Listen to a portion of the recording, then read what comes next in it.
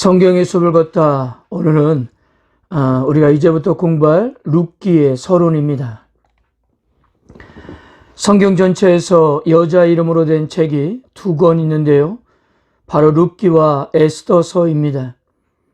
근데 성경을 읽다 보면 에스더서는 얼마든지 기록될 만한 몇 가지 이유가 있었습니다. 에스더서는 멸절될 위기를 맞은 이스라엘 민족을 건진 왕비의 이야기였어요. 죽음은 죽으리다 라는 유명한 말도 나오고요. 이스라엘의 절기인 불임절이 유래된 이 사건을 통해 이스라엘 민족이 어떻게 살았는지를 설명하기 위해서 에스더서는 기록될 필요가 있었습니다. 그러나 룻기는 좀 다릅니다. 실제로 사사기 마지막 장과 사무엘상 1장은 자연스럽게 이어지고 있었어요. 즉 사사기와 사무엘상 사이에 룻기라는 성경이 색이 없다 하더라도 이스라엘 역사가 이어지는 데는 아무 문제가 없었다는 것입니다. 그렇다고 룻기의 이야기가 무엇인가 대단한 내용도 아니에요. 한 가정이 흉년 때문에 모압 땅으로 가서 살다가 남편과 두 아들 모두 죽고 홀로 된 아내와 이방 며느리가 유다 땅으로 돌아와서 재혼해서 아이를 낳았다는 이야기가 전부입니다. 물론 그 태어난 아기가 다윗의 할아버지라는 중요한 정보를 제공하고 있지만요. 이 역시도 다른 성경 어느 중간에 잠깐 써도 될 만한 내용이었다는 거죠. 그리고 룻이라는 여자는 이방인이었음에도 불구하고 룻기라는 별도의 성경이 기록되었던 것입니다. 그렇다면 여러분, 성경에서 룻기가 기록되어야 할 이유가 과연 무엇이었을까요? 룻기 1장 1절도 이렇게 시작하고 있습니다. 사사들이 치리하던 때에. 무엇입니까? 룻기의 역사적인 배경도 사사들이 다스리는 시대였다는 것입니다. 여러분, 사사시대는 어떤 시대였나요? 우리가 어제까지 사사기에서 확인했던 대로 가속도가 붙어서 도무지 브레이크가 잡힐 것 같지 않는 내리막길의 역사가 바로 사사기의 역사였습니다.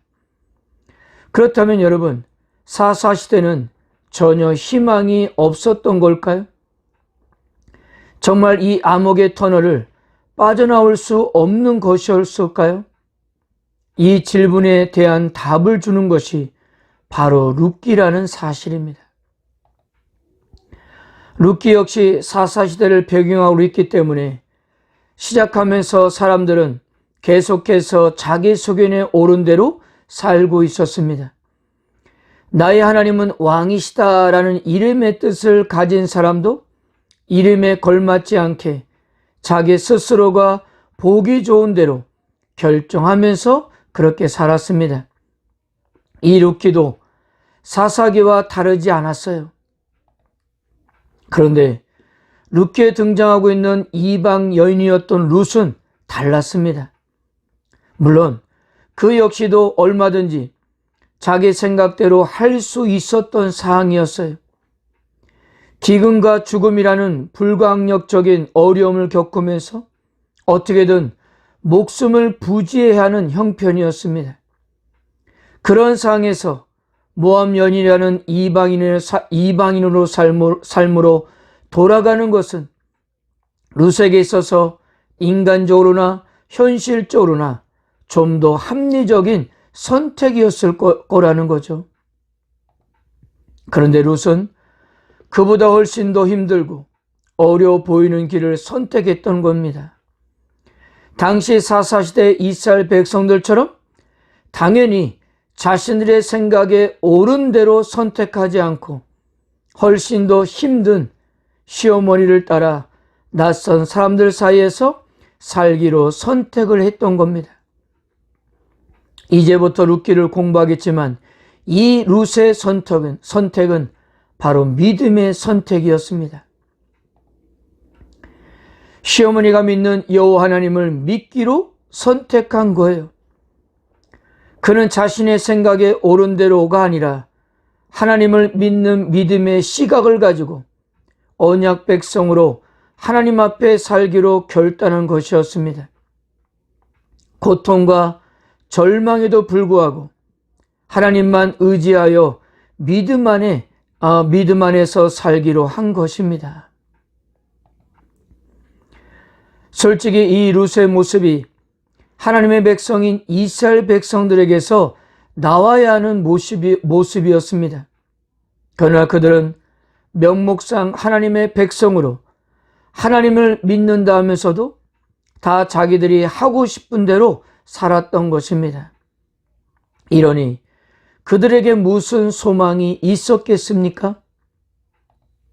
그러나 하나님께서는 힘들고 어려워도 하나님의 주권을 인정하면서 믿음으로 행했던 룻을 통해서 구원의 역사가 이어지는 은혜를 베푸셨던 겁니다.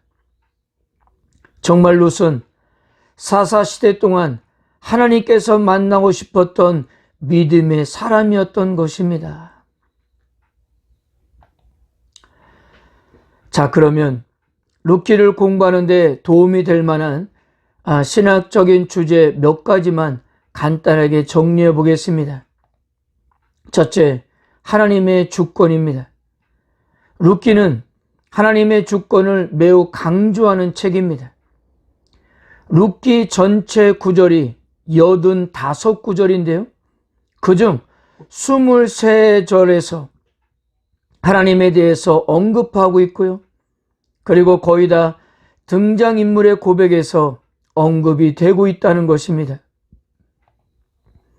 이처럼 등장인물을 통해서 하나님의 주권을 강조하지만 정작 하나님은 한 번도 모습을 드러내지 않으십니다.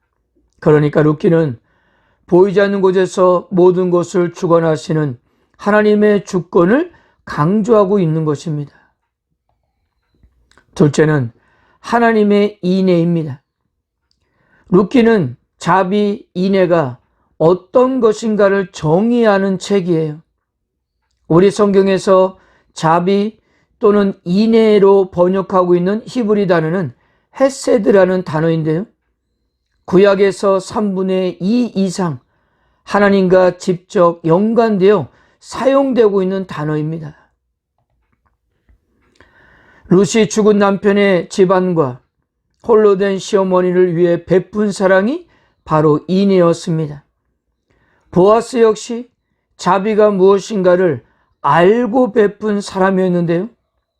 그런데 룻기의 성경 기자는 이들이 하나님의 인애와 자비를 먼저 체험해 본 사람이었다고 그렇게 소개하고 있다는 거예요. 즉, 하나님의 인애와 자비를 먼저 체험해 본 사람만이 다른 사람에게 자비를 베풀 수 있다는 거였습니다. 그리고 하나님의 은혜를 몸소 체험했던 룻과 보아스가 자신들의 삶을 통해 보여준 것은 곧 하나님께서 자기 백성들을 향한 인애와 자비였던 것입니다. 셋째, 하나님의 숨겨지심입니다. 등장인물들의 고백을 통해서 끊임없이 찬양을 받으시는 것과는 달리 이 책 안에서는 하나님의 직접적인 인도하심이나 역사하시는 손길은 보이지 않습니다. 필연적인 만남 역시 우연히 일어난 일로 묘사하고 있어요. 그러나 이 우연 뒤에는 모든 것을 주관하시는 여호와 하나님이 계셨다는 사실입니다. 그러므로 룻기가 말하는 가장 건강하고 바람직한 믿음은 평범한 일상이 계속되고 심지어 하나님께서 모습을 감추시고 침묵하실지라도 묵묵히 그분을 바라보며 기다리는 것이라고 그렇게 가리키고 있는 것입니다. 우리에게 가장 큰 믿음이 필요할 때가 언제입니까? 하나님의 손길이 보이지 않고 우리의 기도가 응답되지 않을 때입니다. 아무리 기도해도 하나님이 침묵하시고 지극히 평범한 일상이 반복될지라도 전능하신 하나님을 의지하며 묵묵히 그분을 기다리는 것이야말로 우리 모두에게 필요한 가장 큰 믿음이었던 것입니다. 사랑하는 성도 여러분, 앞에서도 말씀드린 것 같이 사사시대의 역사는 계속되는 내리막이었습니다. 그렇게 되었던 것은 모두가 다 하나님의 자리에 올라가서 스스로 왕이 되려고 했기 때문이에요. 그리고 스스로 옳다고 생각하는 대로 살려고 했기 때문입니다. 이런 사사시대에 룻기가 제시하는 답은 매우 근본적인 거예요. 하나님을 왕으로 모시면서 살라는 것이었습니다. 나의 눈으로 판단하지 말고 하나님의 눈으로 세상을 바라보라는 거예요. 그분의 철저한 종이 되어야 한다는 사실이었습니다. 룻기라는 성경책을 여는 인물이 나의 하나님은 왕이시다라는 이름의 뜻인 엘리멜렉이었습니다. 그런데 그는 이른과는 달리 자기 스스로가 왕이 되어서 살았어요. 그런 그의 삶도 이방 땅에서 비참하게 죽게 되었습니다. 즉 무엇입니까? 이렇게 살면 안 된다는 거예요. 그런데 룻기를 닫는 인물이 룻이 낳았던 오벳이었는데요. 그의 이름의 뜻이 종이라는 이름이었습니다. 여러분, 성경 기자가 우리에게 분명한 메시지를 주고 있다고 생각하지 않습니까? 하나님 앞에 종처럼 살아가라는 것이었어요. 이것이 신앙생활에 대한 답이었다는 것입니다. 그리고 무엇보다도 룻기를 통해서 여전히 우리를 향하신 하나님의 섭리는 변치 않는다는 사실입니다. 현재 우리는 코로나 바이러스로 인해 전례 없이 힘든 시기를 보내고 있습니다. 이미 주어진 인생의 짐만 해도 벅찬데 거기에 세계적인 전염병까지 더해서 삶의 무게가 더욱더 무거운 시대를 살고 있는 것입니다. 그러나 사랑하는 성도 여러분, 이러한 시기에도 우리를 향한 하나님의 사랑과 뜻은 변하지 않는다는 사실을 믿으시길 바랍니다. 힘들고 어렵더라도 하나님만을 신뢰하면서 묵묵하게 믿음의 길을 걸어가시기를 바랍니다. 하나님은 언제나 우리와 함께 하시면서 가장 선한 길로 인도하실 것입니다. 비록 내장밖에 되지 않겠지만 룻기를 공부하면서 하나님의 섭리하심을 온전히 경험하는 시간이 되었으면 합니다. 감사합니다.